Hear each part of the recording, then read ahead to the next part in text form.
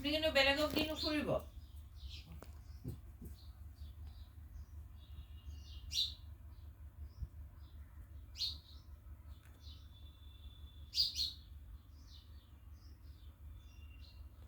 এই বাস্তু পূজাৰ বাস্তু প্লেট বাস্তু দোষ থাকিলে ঘৰত এটা ছেট থাকে বেছি দোষ থাকিলে মানে বেছি প্লেট হয়, কম দোষ থাকিলে কম প্লেট হয়।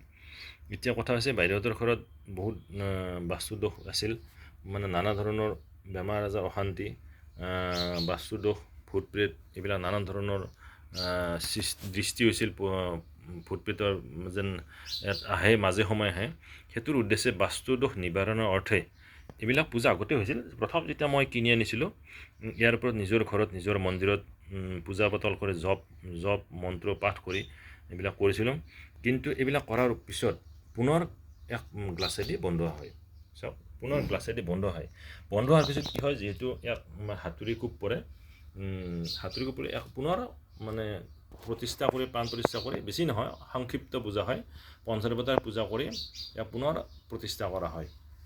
কিন্তু ইয়াৰ আগত পূজা পাঠ কৰি জপ মন্ত্ৰ পাঠ কৰিব লাগে। গ্লাছেদি বন্ধ হোৱাৰ পিছত পুনৰ অলপ শ্বৰ্ট টাইপত পূজা হয়। এইখিনি বন্ধ হোৱাৰ পিছত যিবিলাক বাস্তু দোষ আছে য'ত আছে সেই অনুপাতেহে এইবিলাক প্লেট দিয়া হ'ব। গতিকে এই আজি বাইদেউহঁতৰ ঘৰত মানে বাস্তু দোষ বহুত দোষ আছে। সেইটোতে ইয়াত 14খন প্লেট আছে। 14খন প্লেট তাৰে ভিতৰত গোটেইকেইখন প্লেট আছে। তাৰে ভিতৰত আৰু এখন আছে, এখন প্লেট নহয়, এইটো সূৰ্য দেৱতা, এইটো সূৰ্য। এইখন হৈছে প্ৰথমখন হৈছে শ্ৰী সম্পূৰ্ণ নৱগ্ৰহ যন্ত্ৰ। এইখন হৈছে সম্পূৰ্ণ মহালক্ষ্মী যন্ত্ৰ। এইখন হৈছে মহালক্ষ্মী তেওঁ দেৱীয়ে অষ্টৰূপ ধাৰণ কৰিছিল। এইখন সম্পূৰ্ণ যন্ত্ৰ। এইখন হৈছে সম্পূৰ্ণ বগলামুখী যন্ত্ৰ। ইয়াত দেৱীবিলাকৰে মন্ত্ৰ আছে। ইয়াত নানান কোনো ধৰণৰ তন্ত্ৰ মন্ত্ৰ এইবিলাক নাই, অকল আমাৰ দেৱ দেৱতাসকলৰে পূজা হয়। তেওঁলোকৰ ওপৰত পূজা কৰিহে এই বাস্তুটো দিয়া হয়। এইখন হৈছে সম্পূৰ্ণ কুবেৰ যন্ত্ৰ।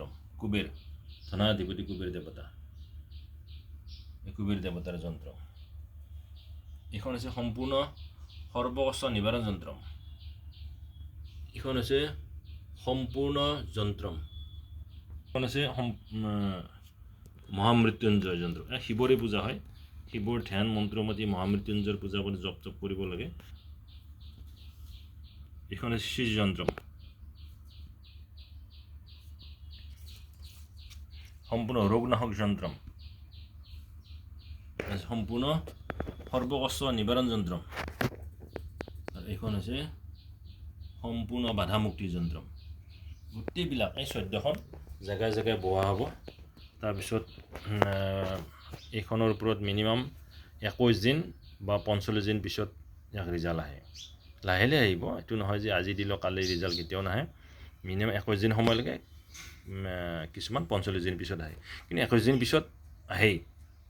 তাৰে ভিতৰত কিছুমানে 15 দিনটো অহা পাইছোঁ। গতিকে এইবিলাক যিহেতু গোসাঁইৰ মন্ত্ৰ হয়, গতিকে মহাপ্ৰভুৱে মোৰ আশীৰ্বাদ দিছোঁ বাইদেউহঁতৰ যাতে মংগল হয়। এই চাওক, এইখন বাস্তু প্লেটৰ বহুত ৰিজাল্ট আছে, একান্ত মানে পূজা কৰিলে ৰিজাল্ট, কৰিলে গৃহস্থৰ একাগ্ৰতা থাকিলে ৰিজাল্ট পায়।